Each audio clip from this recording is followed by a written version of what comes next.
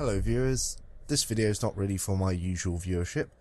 I wanted to address my fellow British countrymen, particularly those of you who dream of an ethno-state in the UK. Let me whisper into your ear, for I bear ill tidings.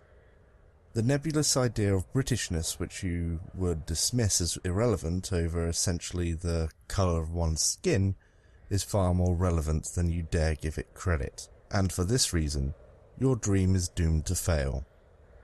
Being British is more than skin colour.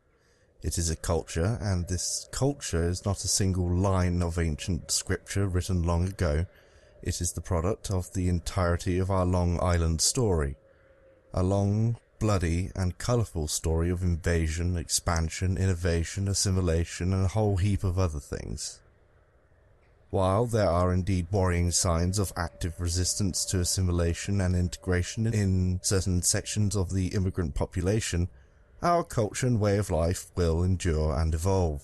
Likewise, there are indeed worrying signs of active resistance to assimilation and integration in sections of the native population. Our culture and way of life will endure and evolve. One of the things I know I can count on as a British national is I can count on my fellow Brits to complain. We are great at bemoaning the state of things. The better things are, the more comfortable we feel to be able to moan. If you threaten a Brit's right to moan, you will soon know their ire, which is ironically why the likes of you and your ethno-nationalist ideas have enjoyed a degree of sympathy. There are some things you are not allowed to complain too loudly about in polite conversation for fear of public and legal backlash.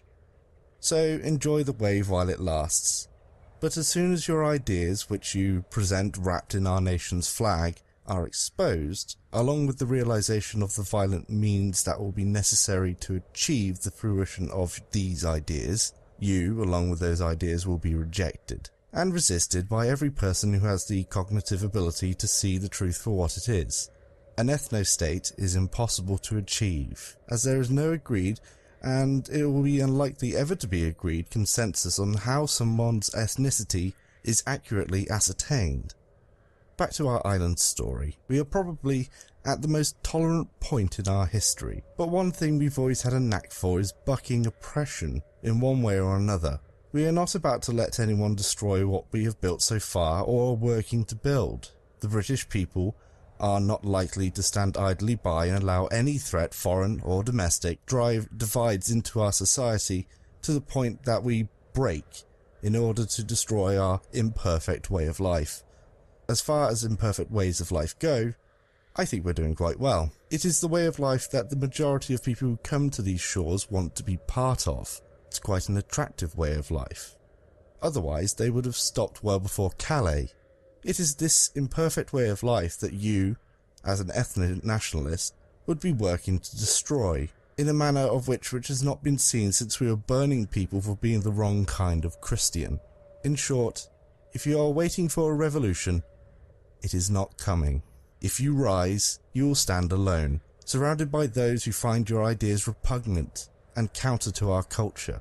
Those people will be your fellow countrymen, who will show you what it means to be British, regardless if they are white, black, brown, blue, or whatever.